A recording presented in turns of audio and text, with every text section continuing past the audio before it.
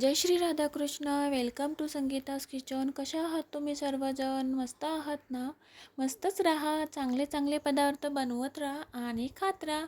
तर मी आज छान अशी सुके बोंबीलची रेसिपी बनवलेली आहे, ग्रेव्ही बनवलेली आहे आणि तीच ग्रेव्ही मी आज तुमच्यासोबत शेअर केलेली आहे. आणि ग्रेव्हीसोबत आहे छान असं गरमागरम अशा चपाती बनवलेली आहे. आणि चपातीऐवजी तुम्ही तांदळाची भाकर देखील खाऊ शकता. तांदळाच्या भाकरीसोबत तर ग्रेव्ही खूप म्हणजे छानच लागते. माझ्या मुलांना चपाती आवडते म्हणून मी आज चपाती बनवलेली आहे आणि सोबत आहे छान असं कांदा. तर चला तर वळूया आपण त्यासाठी लागणाऱ्या साहित्याकडे. तर इथे मी सुके बोंबील एक प्लेट भरून घेतलेले आहे. तर पाहू शकता एवढे मी असे सुके बोंबील घेतलेले आहेत. आणि आपल्याला लागणार आहेत शेंगा घेतलेल्या आहेत, मी शेवग्याच्या शेंगा घेतलेल्या आहेत, बटाटा घेतलेला आहे आणि मिरची, कांदा, लसूण घेतलेला आहे आणि हिरवी मिरची घेतलेली आहे आणि थोडी कमी तिखटची आणि एक जास्त तिखटची आणि टोमॅटो आणि एक मी त्या अंडा घेतलेला आहे.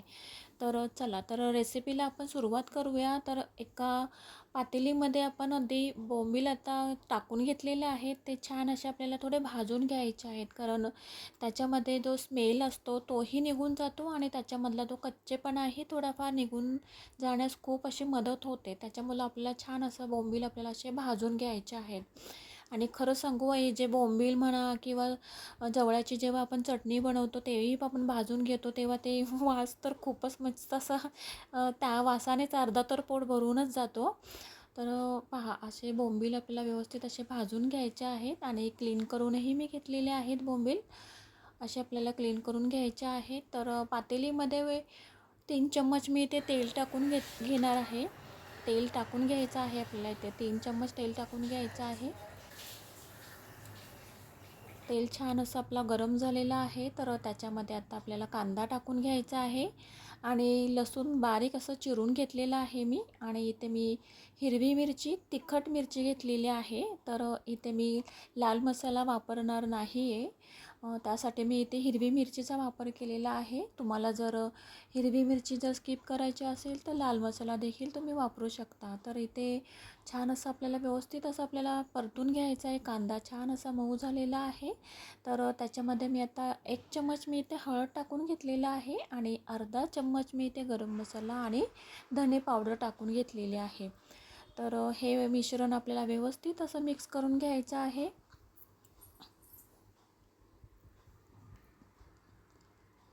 तर छान असं मिक्स करून झालेलं आहे. तर त्याच्यामध्ये आता आपण जे बोंबील धुवून घेतलेलं आहेत, स्वच्छ करून घेतलेलं आहेत, ते टाकून घ्यायचे आहेत.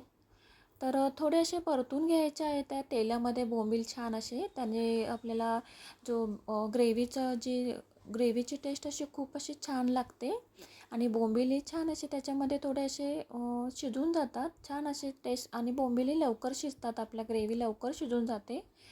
तर आत्ता याच्यामध्ये मी एक अंडा फोडून टाकणार आहे. त्याने रश्श्याला टेस्ट अशी खूप अशी छान लागते. तुम्ही कधी टाकून बघा, अंडा टाकून बघा किंवा अशा प्रकारे ग्रेव्ही तुम्ही नक्कीच ट्राय करून पहा, खूप छान लागते खायला. तर फोडून झालेला आहे अंडा. आता मिक्स करून घ्यायचा आहे आपल्याला याच्यामध्ये.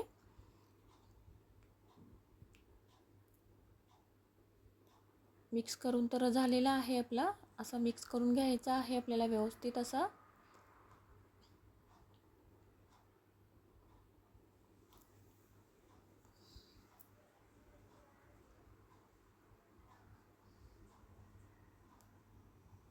अंड्याने आपल्या ग्रेव्हीला चव अशी टेस्ट अशी खूप अशी छान येते. तर आत्ता याच्यामध्ये आपल्याला ज्या भाज्या घेतलेल्या आहेत, शेंगा घेतलेल्या आहेत मी शेवग्याच्या आणि इथे बटाटा घेतलेला आहे मी एक, तोही मी याच्यामध्ये टाकून घेते. आणि या मिरच्या मी कट करून घेतलेल्या आहेत. या फारशा अशा तिखट लागत नाही मिरच्या, पण रश्श्यामध्ये खूप अशा छान लागतात खायला. तर हे सगळं मिश्रण आपल्याला व्यवस्थित असं मिक्स करून घ्यायचं आहे.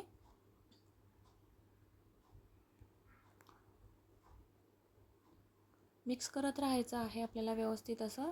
तर मिक्स करून तर झालेलं आहे व्यवस्थित असं आपलं. तर थोड्या वेळासाठी आपल्याला इथे झाकण देऊन ठेवून द्यायचं आहे, जेणेकरून आपण जी ग्रेव्ही बनवणार आहोत त्याला छान असं तेल सुटेल आणि त्याने काय होईल माहिती आहे का, आपली ग्रेव्ही आहे ती खूप छान अशी खायला लागणार आहे. आणि म्हणून थोड्या वेळासाठी आपल्याला तिथे झाकून देऊन ठेवून द्यायचं आहे.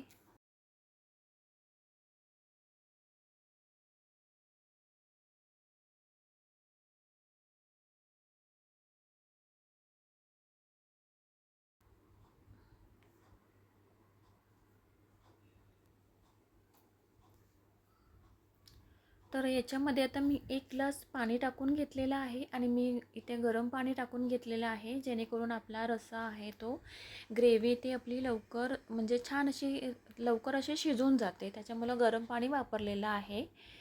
तसं तुम्ही प्लेटवरही असं गरम पाणी ठेवू शकता आणि तोही तुम्ही नंतर रश्श्यामध्ये टाकू शकता. तर इथे आणि इथे मी 1 चम्मच मीठ टाकून घेतलेलं आहे. चवीनुसार आपल्याला इथे रश्श्यामध्ये ग्रेव्हीमध्ये मीठ टाकून घ्यायचं आहे आणि झाकण देऊन ठेवून द्यायचं आहे. आता आपला शेंगा बटाटा वगैरे शिजेपर्यंत आपल्याला झाकण देऊन ठेवून द्यायचं आहे.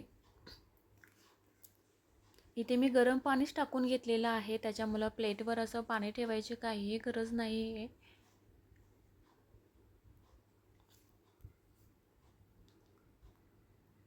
तर पाहू शकता थोडा वेळ झालेला आहे आणि आपले शेंगा आणि बटाटे छान असे शिजून गेलेले आहेत. तर आत्ता त्याच्यामध्ये आपल्याला टाकून घ्यायचं आहे, टोमॅटो टाकून घ्यायचा आहे.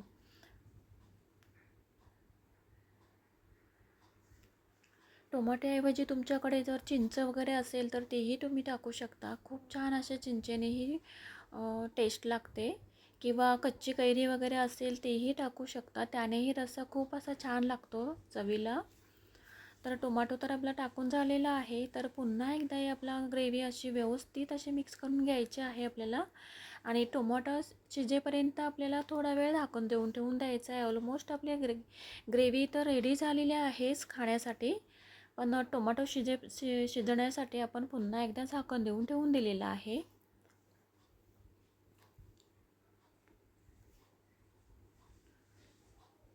तर पाहू शकता छान अशी आपल्या ग्रेव्हीला उकळी देखील आलेली आहे आणि आपली बोंबील ग्रेव्ही रेडी झालेली आहे खाण्यासाठी. तर आत्ता याच्यामध्ये आपल्याला 1 चम्मच तांदळाचं पीठ टाकून घ्यायचं आहे.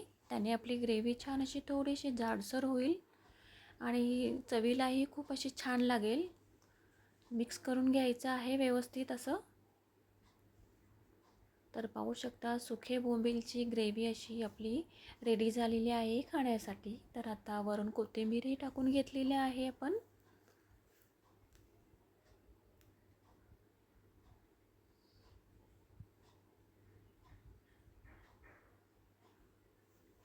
आपली सुक्या बोंबीलची ग्रेव्ही तर रेडी झालेली आहे खाण्यासाठी. माझी रेसिपी जर तुम्हाला आवडली असेल तर लाईक करा, शेअर करा, सबस्क्राईब करा. Bye bye. भेटूया पुढच्या रेसिपीमध्ये.